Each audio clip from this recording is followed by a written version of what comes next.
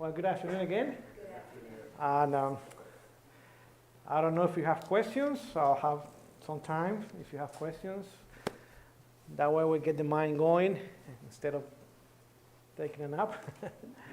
And then I have a very simple message. Usually the one in the afternoon is the simplest, because my tummy is full of stomach. I mean, it's food, and it's messing up my mind, perhaps yours as well. So I want to keep it simple and short. Okay, do we have any questions so far? Something that I said or you want to know? Just raise your hand. If not, we'll go right ahead. Okay. Well, happy to be with you again. Praise the Lord for calling us to light out of darkness for such a time like this. This afternoon, I want to talk to you about this book, The Great Controversy. I'm sure you know about it. And let me tell you, when Sister White was writing the book, I said writing because that's all she did. She's not the author of the book. She's the writer of the book. Because the Holy Ghost is the author of the book. But when she was writing the book, twice, Satan tried to take her out. Twice. That's how much he hates that book. Imagine. And says that God did not allow her to die, even though he wants to kill her. He did not allow that to happen because we needed the book. However, he allowed her to suffer so she could grasp the importance of the book that she was writing. So no wonder when the book was done, eventually the book was done and finished, for 2 years, the people in leading position would not publish the book. That was in the 1980s. 1980s, for 2 years. 1880s, I'm sorry. 1880s. For 2 years, they did not allow the book to be printed. And she said then, what you have done, you are responsible before God. And one day, you'll be before the bar of God. And you'll be accountable for what you did. How many people could have been saved that were not? We don't know. And then eventually when the book was printed and put out, it was with the best warm wishes. It was kind of lukewarm. However, by the grace of God, we have the entire book today. 42 chapters. You know that a few years ago they printed a new edition, which is the Great, what's the Great Hope? Hoax? Well, yeah, that would be a better title. But it's just 13 chapters. So 42, 13. You see that 29 chapters were left out. That's a lot. And not only that, the 13 chapters, they are not all the chapters. Every chapter that is there is not 100% what is in the book. Still, there are portions of some of the chapters that are not there. And if you see the book, it says that it was modified. That's what it says at the beginning, modified. What is a modified? It's a GMO. So it's a GMO book. I don't know if you follow my because GMO, what is? It's generally modified organism, right? That's a GMO. So that little book is a GMO. Can you have a harvest for eternity planting a GMO seed? No. It won't. That's right. You can try, but you're not going to have a harvest for eternity with a GMO seed. You need the whole enchilada, if you know what I mean. Because that's the book that God gave us. It's like the Bible. If you take books out, it's not the entire Bible, because what is the meaning of the word Bible? Books. So in this book, you have a library. Imagine that. Because you have books. So this is a library, an inspired library. So the same thing with the book that he gave us. If you take some of it out, it's not really the book that he gave us. It's just a part of what he gave us. And not only what they took out, what they left in is not really the current truth for this time. There's no mark of the beast, there's no the seal of God. None of that is in the great hope or host. It's just a book to pretend that they're doing something when not really doing anything. That's why I said that Elder Wilson, he might be the president, but he's not the head. Because he said, let's give this book out. They said, nope, we're going to give a little tiny book. He says, let's work the cities from outposts. They said, nope, we're going to go into the cities and do the work in the cities. That's not the way it's going to be done, friends. He says no to women ordination. Said, yes, we're going to go ahead and do it. So he might be the president, but he's not the head. There's so many committees and so many people that even though one man perhaps wants to do what is right, it's not going to happen. So why the importance of this book? Because this book gives us the entire idea of the great controversy. From heaven to heaven, if you know what I mean. Not just what happened here, what happened there, and then here, and eventually there again. So it gives us the entire controversy between Christ and Satan. And that's why it's such a wonderful book. Not only because of that, also it talks about the major players at the end of time. It talks about the papacy, for example. See, Revelation and Daniel, you have the papacy, but it's in symbolic language, not in this book. When you read the papacy, that's what it says. It says the papacy. There's no doubt about it. When it says America is America, everybody knows what the book is saying. It's not symbolic. It's literal. So we don't have to invent the wheel. It's already here. We have to use the wheel we have. And we're going to go far with it. So then it tells us what is not important. For example, in the Christian world today, what are they expecting? The secret rapture, right? Friends, it's not going to happen. I mean, it's so secret that not even God knows about it because it's not in the Bible. That's how secret it is. It was an idea made up by the Jesuits during the Counter-Reformation. So the people would not see the little horn of Daniel 7 as what it is, as the papacy. So they created the future understanding of prophecy, where everything is going to happen over there in Israel. That's why they say, well, the temple will be built, the sacrifices will take place again, and then a guy who knows where, over there in Europe, will rise, and then he will be friendly with the Jewish for 3.5 years, and then the last 3.5 years he will be the enemy. He will join with the Russians and the Chinese, and there will be World War III. I mean, it's wonderful for Hollywood, but it's not in the Bible. It will make a good movie, but it's not reality. But that's what millions of people believe. Not only they believe that, and that's why they're looking to Israel. Oh, what is happening there? What is taking place? And what is Satan doing? He's keeping that place up all the time. You see the conflict and the war. So the people see something is going to happen there. Something is going to happen there. Friends, Israel is out of the prophecy. Yeah, that's right. It's not a major player at the end of time at all. Not only that, they believe that when the secret rapture happens, if you did not make it, you will have 7 more years to get ready for heaven. So that means that you have a second chance.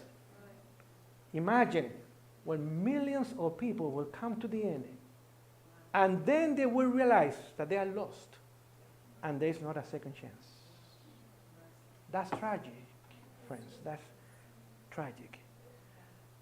But those ideas came out of the Counter-Reformation movement created by the Council of Trent, where the Jesuits created the future viewpoint of prophecy with the rapture and Israel in prophecy, the 7 dispensation that they believe in, the second chance if you don't make it, during the rapture time. All of that was created then.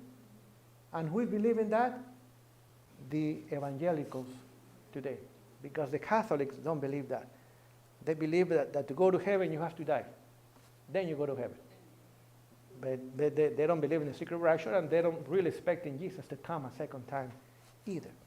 So we are the people that really knows or should know about prophecy, because we had the understanding of the Bible, first of all, and then we have a commentary on prophecy. For example, the book talks about Islam. 2 pages out of 700 pages. So it's important, yes. Is it very important? No. However, the people in America, what do they fear? Islam. Islam, friends, is a decoy being used by the papacy. So people are afraid. They're looking at Islam. Oh, look what they're doing. They're killing Christians. And yes, they are doing that. However, on this side, and nobody knows, nobody's looking that way, they're looking the other way, the papacy and America are working together to control the world. Yeah. So it's a perfect decoy. It's a perfect decoy. Don't fall for it. Because even that idea is coming into our ranks. Let me tell you. They believe that Islam, instead of the papacy, is a major player at the end of time. This book only talks about Islam 2 pages. Not even 1% of the book is about Islam. But you can read about the papacy, about America, and so much more in this little book. Well, it's not that little, but just to use the word little in reference to the Bible. Okay? So we see that Islam is being used as a decoy, and the people are falling for it. If you go to the evangelical churches, it's Islam. And they're afraid that Islam, friends, is Islam. Let me tell you what happened. The God of Islam is the same God of the Catholic Church. Same God. Allah, which is the moon god of the people in Middle Persia and the Pacific, what's the name? I forgot. Mesopotamia area was the moon god of the people then.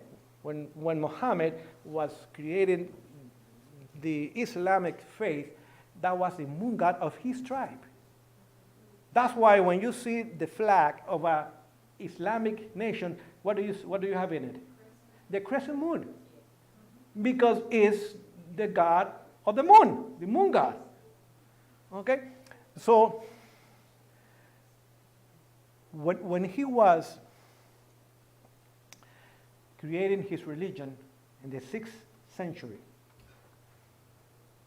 he was going nowhere. I mean, he was trying to be a nice guy, Muhammad. Let's be loving, let's be kind, let's get along. If you're Jewish, that's fine. If you're Christian, you're fine.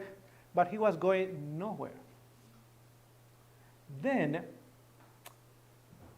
his wife, or his future wife, she was a nun. She was a Catholic nun. And she was 50 years older than he was. 15, 1-5.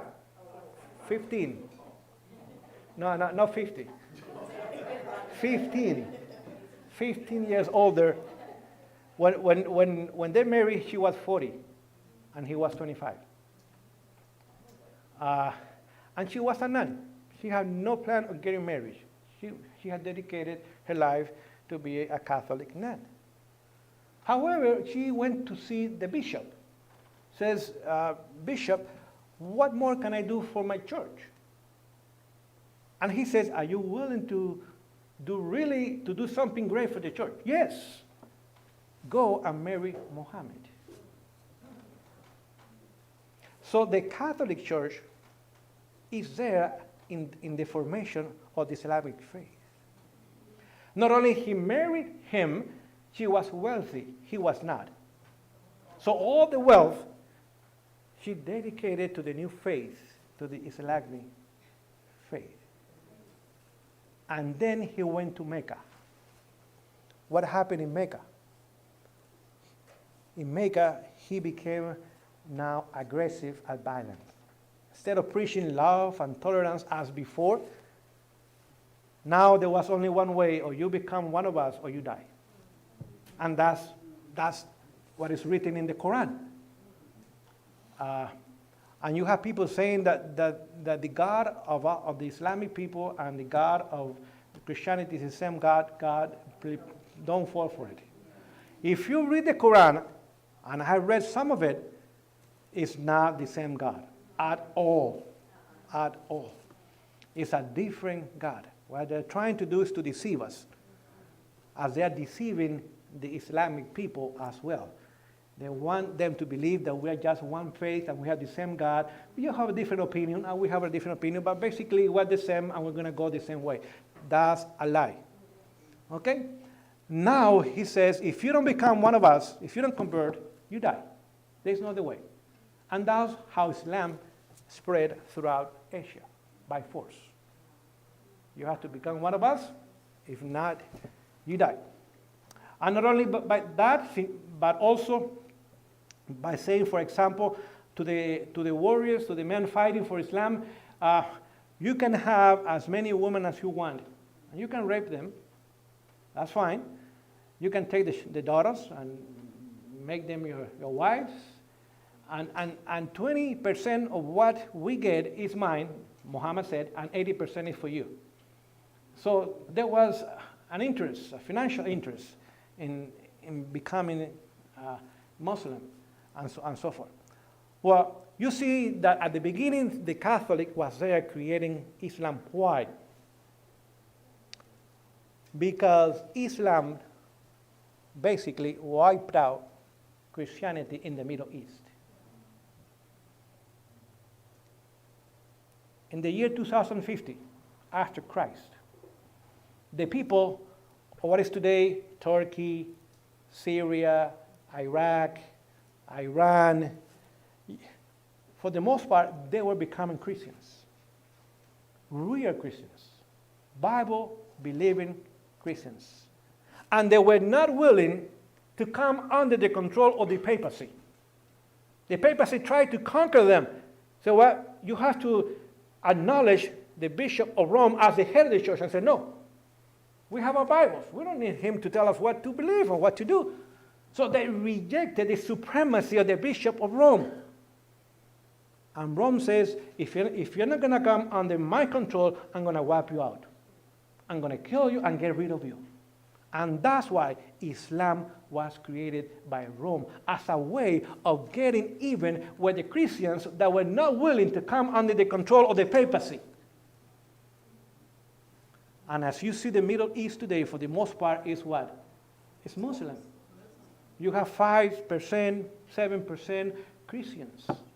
For the most part, is Muslim. They wiped out Christianity, not from Turkey all the way to China and India.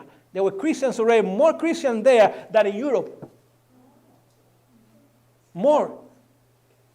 And they basically wiped out Pakistan, India, China, wiped out Christianity from the Middle East all the way to the Far East.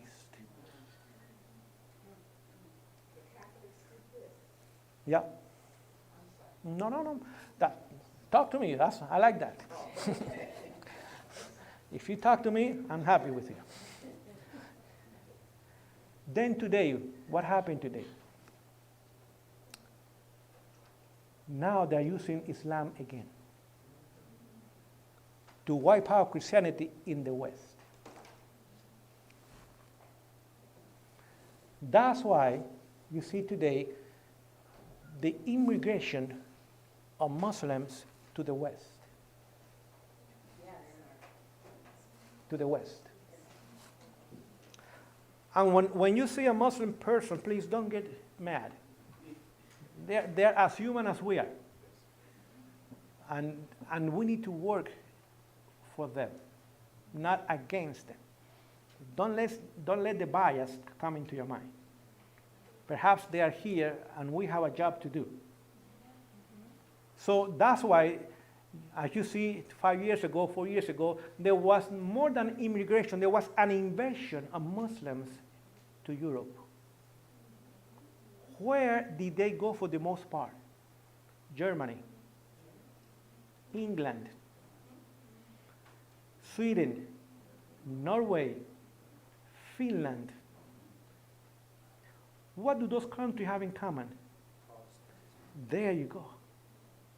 Not so much to the Catholic nations they went to the so-called Protestant nations.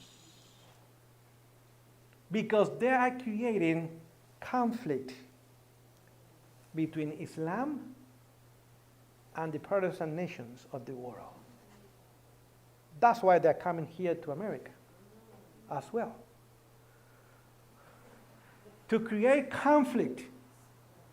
Because the Quran says you have to kill the Jewish people and the Christian people. They are not good people. That's what the Quran says. If you read the beginning of the Quran, it talks about tolerance. But that was when he was a nice guy. But when he was really the prophet, he wrote about, if you don't convert to us, we have to kill you. There's no other way. Because the world will come under the control of the Islamic faith. That's what the Quran says. So what is happening? You have millions of Muslims from Africa, Northern Africa, and Asia coming into the Protestant nations, or used to be Protestant nations of Europe and America and Canada as well, creating conflict. Because the mindset is very different to the mindset of the Christians. Number one, there is no religious freedom in Islam. There's only one faith. And if you don't believe that faith, you're dead. There's no religious freedom.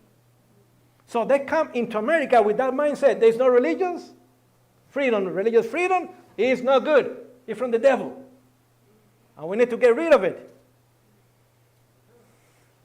Number two, the overwhelming the financial condition of those countries.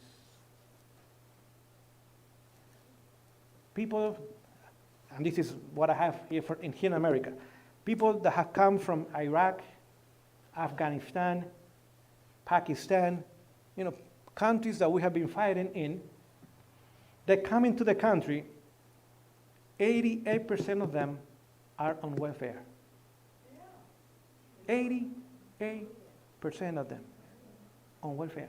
Isn't that because they wiped out all their wealth? Oh yeah. They had money. They used to. So what America is doing is fighting crusades for the papacy right now. As they did in the 11th century, they're doing it again.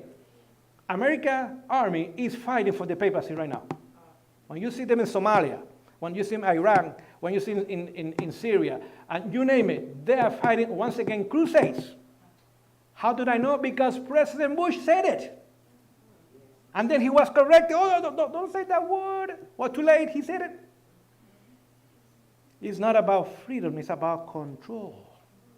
It's controlling those Muslim countries. And even though they have a Muslim leader, and he looks like one of them, his mindset is working in behalf of the papacy.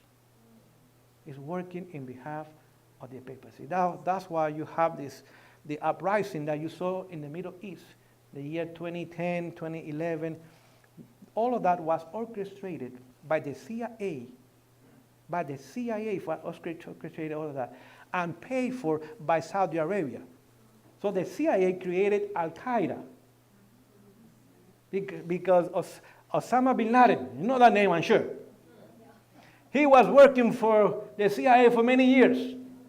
Remember when the Russians went into Afghanistan in 1979? Well, some of you were not alive that time. I was. They came into Afghanistan. Why? Because the United States prepared a trap for the Russians. Soviet Union then, it wasn't Russia then. What happened? They created Khomeini in Iran. Khomeini was in France.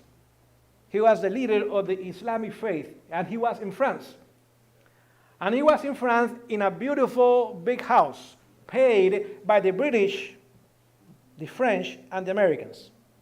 And he had no desire whatsoever to go back to Iran. He was doing very well in Paris. He had people cooking for him, do his laundry. He had a limousine.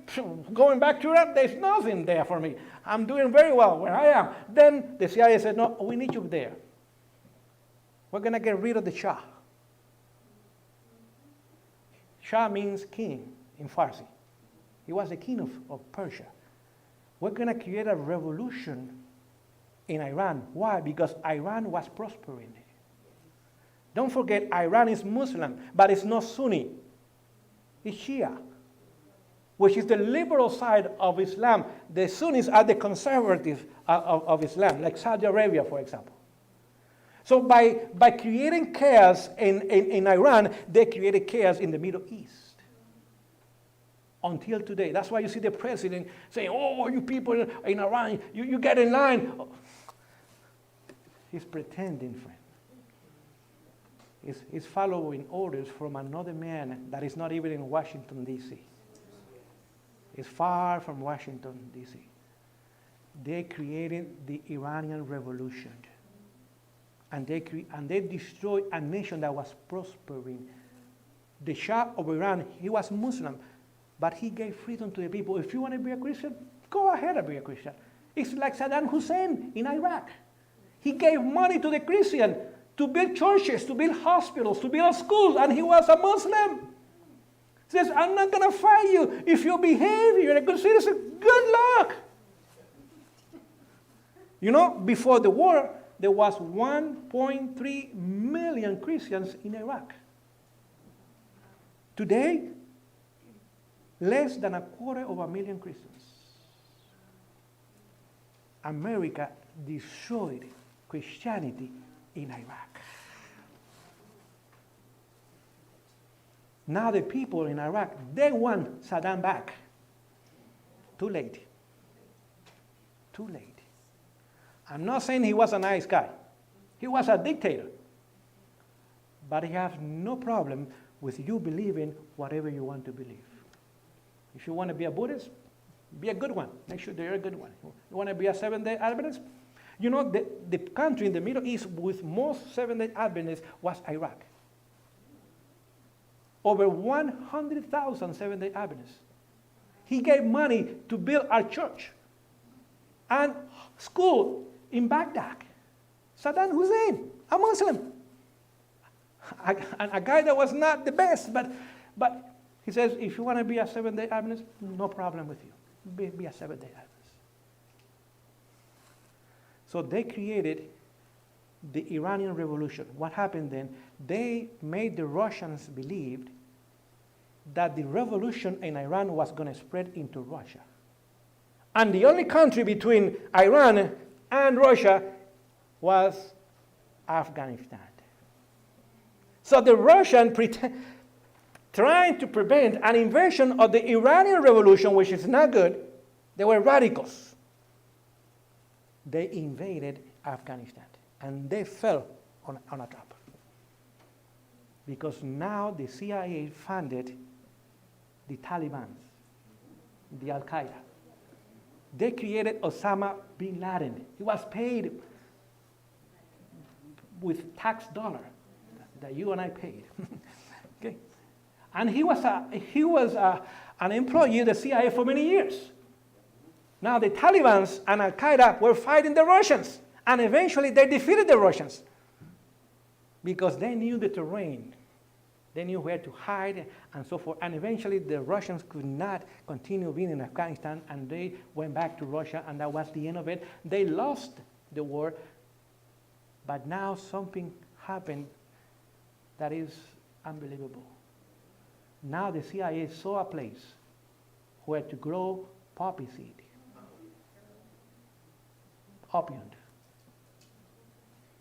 Opium.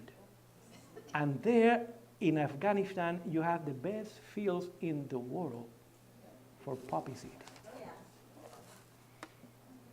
Don't forget, the CIA is an evil organization. It means Catholics in action. I didn't say that. I have it with me. I can show you the article. A Catholic newspaper is saying CIA means Catholic in action. It was founded by a Catholic. And when he died, the Pope gave him a medal. Because doing a work that goes beyond ordinary work. And he gave a medal to the guy that founded the CIA. Supposedly, the CIA was founded to fight against communism. Say it was supposedly, because that's not true. But that's how the American people believed, and that's the idea that was sold to them. This is an agency that is going to destroy our enemies. And people say, oh yeah, because, you know, the Cold War, Russia is the evil empire. Who said that? Reagan said that, right? Remember? The evil empire. Well, they were evil. I mean, he wasn't wrong about that, but they were not the only evil empire in the world.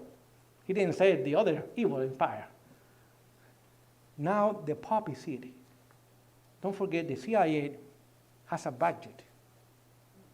And no one is allowed to see the budget of the CIA. Only the president, by request.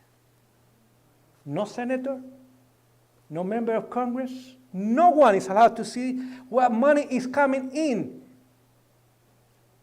because they're using drug money to finance their operations around the world.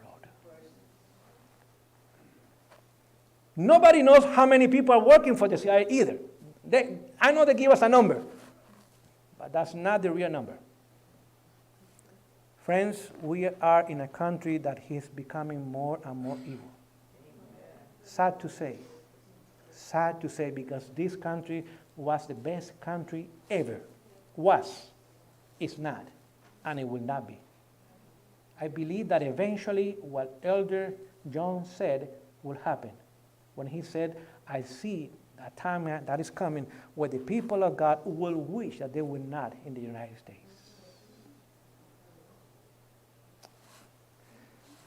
That's why they want to build a wall.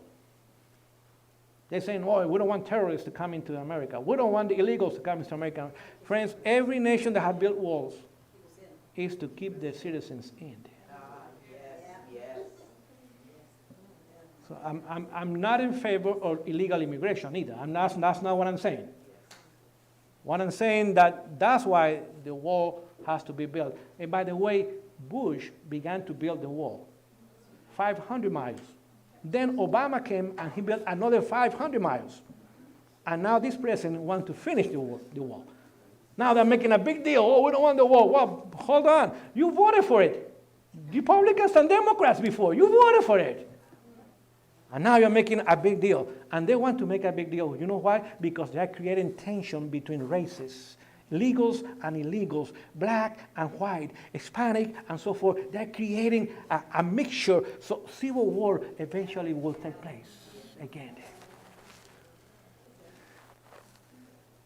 Now they have the poppy seeds of Afghanistan under the name of freedom. Well, we're fighting for freedom. That's not true. Eventually, they created Osama bin Laden, the big guy, the bad guy. First, he was a good guy, and then he was the bad guy. There's a book. You can read some Operation Gladio, and it talks about what I'm talking about. How the CIA and the Vatican and the drug money of the world are linked. And they're using Afghanistan and so many other countries to create drug trafficking. And guess what? All the money is being used by the CIA.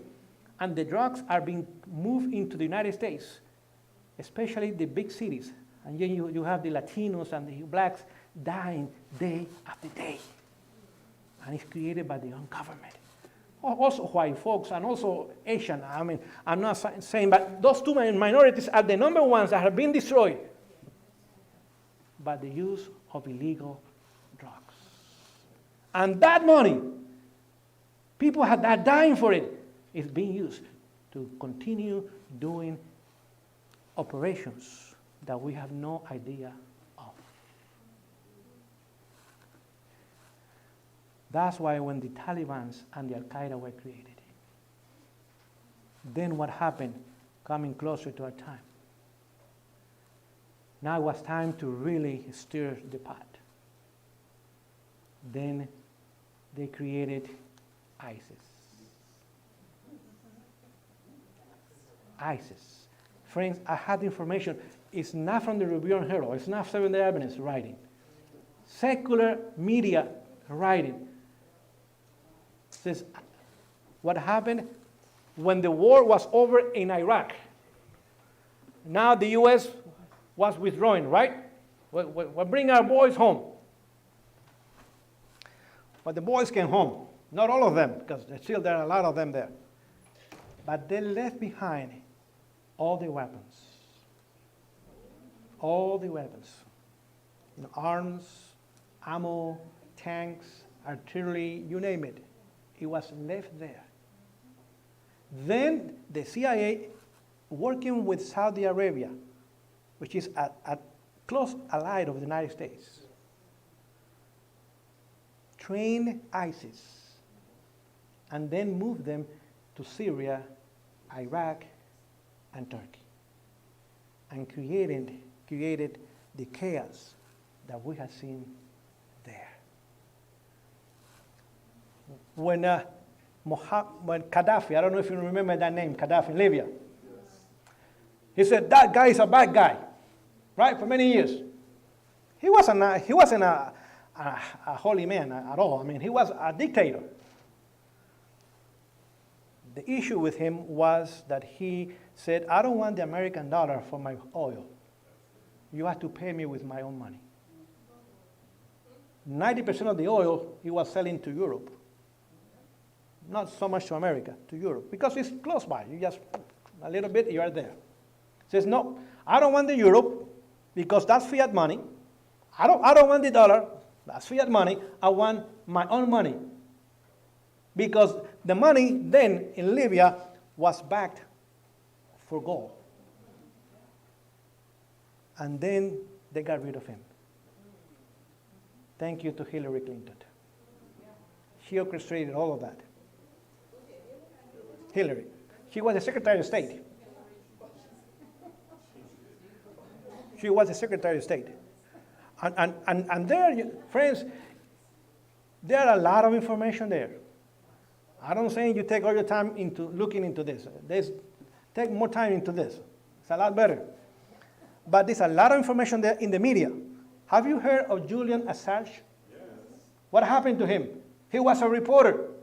And he found out too much.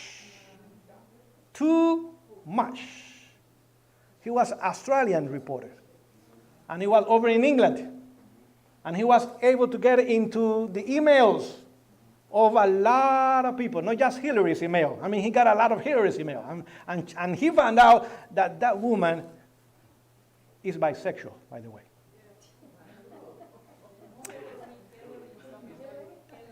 No, not just Hillary, the husband as well. The husband as well. They found out that the Bush family is deep into secret society. Big into the secret society. They found out about Putin in Russia. And he's a very wealthy man. And he's also working for the same man that Donald Trump is working for. And Kim Il-jung in North Korea, they have the same boss. The same boss. They have, no wonder they could not put up with him anymore. And they bribed the Ecuadorian government. Says, if you want money from us, the international bank says, if you want money from us, $10 billion. We're willing to give you, but you have to give us the man in your embassy in London. And he did. He did. Because he found out that the president of Ecuador is laundering money. And so forth. He found out a lot of things, friends, that I don't even want to know all that he found out. No wonder they want to bring him over here and put him away for good, never to be seen again. Perhaps they're going to send him to Guantanamo Bay, and that's going to be the end of Julian Assange, a journalist that was willing to do his work. But he found out a lot of things. Then ISIS was created, white power Christianity in the Middle East, and placed fear in the heart of the Protestant in Europe and America. And now the foreign policy of America is against Islam, not the papacy, because they have been deceived. That's why the president moved the embassy to Jerusalem, because the evangelicals believe that Jerusalem is the center of Bible prophecy. And they don't see that right here, underneath their nose. They are fulfilling prophecy themselves, and they have no idea whatsoever.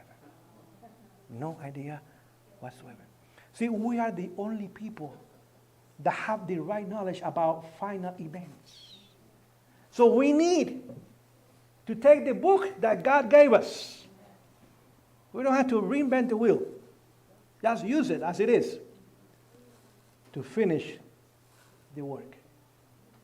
Let me give you an example. Luther. One day he nailed 95 theses, right? What happened? Let me read it to you. It's in the book.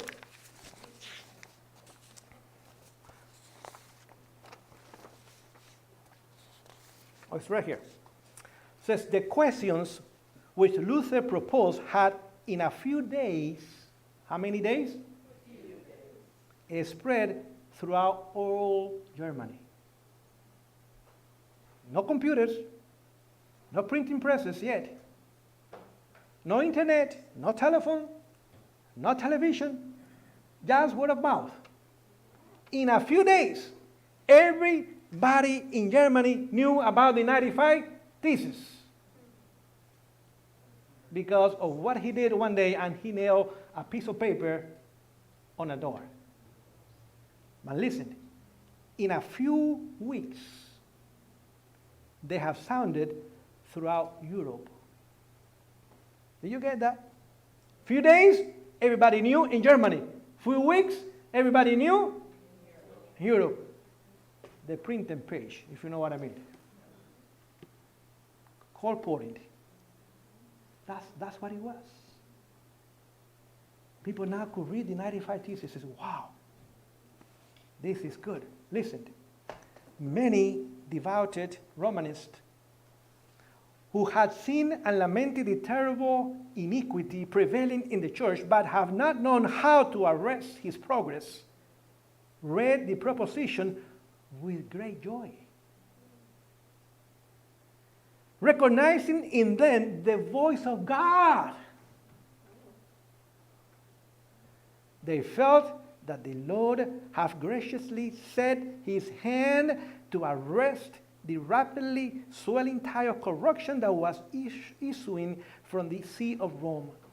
Princes and magistrates, politicians, secretly, I'm going to repeat myself, secretly rejoiced that a check was being put upon the arrogant power which denied the right of appeal from his decisions. So just about everybody was happy, from the politicians to the simple people, because they read a piece of paper. That's all they did. And they could see the hand of God in it. And not just the hand of God in it, they could hear the voice of God in it. So what are we supposed to do? To give this book out. It is. Don't take away, don't add to it. Just give it as it is. And let the Holy Spirit take care of the results. It says many of the conversions at the end of time will come as a result of the printed page distributed. How many conversions? Many. Many. People might take the book. I don't want to read it. Put it away. But one day, the Holy Ghost will say, take that book out. Woo! This is good. Why did I wait so long? What is happening? It was here. What happened? It was here. So what is left to be happening is here. And they're going to come into the truth. So we need to get this book and just give it to as many people as we can, as it is. And let God take care of it. See, your job, my job, is to drop the seed. That's it. From that point on, you and I have nothing to do. Well, we might pray about it. But we have nothing more to do. So if you have money, or if you have little money, buy the book and give it out. Let me tell you, let me read you another statement that talks about Luther. And it's right here. It says, thousands were awakening from their less death-like stupor to the joy and hope of a life of faith. Thousands. Just because they read a piece of paper. And when they read it, they could hear the voice of God talking to them. And they could see the hand of God in it.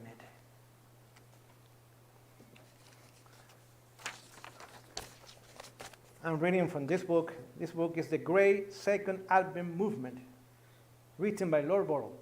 He was one of the pioneers. He's talking about the persecution that was taking place in America around the year 1888. Remember, there was a desire to have a national Sunday law then here in America. And he says the persecutions that were then raging against Seventh-day Adventists were taken up in the editorial columns of such papers as the New York Sun, the New York World, the Chicago Inter-Ocean, etc. Articles appeared speaking out freely concerning the unjust course taken against a citizen of the United States for obeying his own conscience and for keeping the very day designated in the commandment. By means of newspaper, listen to this, articles of that character, this subject was brought before millions of people. And we did not pay a penny for it. The newspaper was writing about us. And listen to this. Within 1 month, how long? 1888, long time ago, no computers, no television, none of that. Within 1 month, the central truth of the third angel's message was brought to the attention of more people that we have been able to reach in more than 20 years. How long? 1 month. More people were reached that we have been reaching for more than 20 years. And it was free. It was free. The power of the printed page. We need to understand that. Nowadays, people don't want to read, but anyhow, go out and give the book. And God will bless us for it. Yes, you. It says that the word will be finished so simple, we'll be surprised, right? Mm-hmm. Zechariah says not by might or by power, right? Right. But by God's Spirit.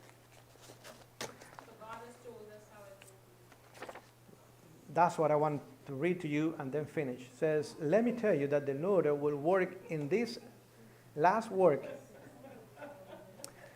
in a manner very much out of the common order of things. And in a way that will be contrary to any human planet. Amen. Do we understand that? I don't believe we do. Well, you just said it, so. No, but I'm not sure that I believe in myself, because that is saying that God will use things and will work in a way that we have no idea of. No, but you were just talking about how simple and how by 1 month printed word, how many people will reach. That's pretty simple, right? Very simple. Right. Very simple. And then you backed it up by your statement, so. Yeah, Well, not your statement, but the statement of God. that's why I don't want to give you my opinion, friends. Opinions are like noses. Everybody has one. That's right. I want to give you God's opinion, because that one counts. It says God will use ways and means by which it will be seen that he's taking the reins into his own hands. The workers will be surprised by the simple means that he will use to bring about and perfect his work of righteousness. That's what we're talking about this morning. Those who are accounted good workers will need to draw nigh to God, that they will need the divine touch. They will need to drink more deeply and constantly at the fountain of living water in order that they may discern God's work at every point. So the work will be done with us or without us, but it will be done. You know, every single day, you have a 250,000 new babies. Every single day. And every single day, you have 150 people dying. So what is the net worth? What is increased every single day? 100,000. That's a lot of people every single day. However, we are baptizing about 3,000 people every day. Are we gaining ground or losing ground? Big time. Because you have 100,000 people, new people every single day, and we're just baptizing 3% of those. Very little. Something has to happen, friends. And God will make it happen. It's not you and I. God will make it happen. Otherwise, instead of gaining ground, we have been losing ground. And we will continue until God takes the reins. And then he will use simple people and simple means in a short time with no money. No money, because after the National Sunday Law, money is valueless. It has no value for us. That means we have no institutions, no schools, no hospitals, no printing houses, no churches like this one. All of that will be gone. Budget, zero. Faith, big. Right? When God told Moses, take my people out of Egypt, what was his budget? They were slaves. What was the budget? No money. It was a deficit. Says, we have no money, but I have a stick. That's good enough. I'll use it. When I tell you to use it, you use it. I will take care of you. And every time he used it, something big happened. Amen.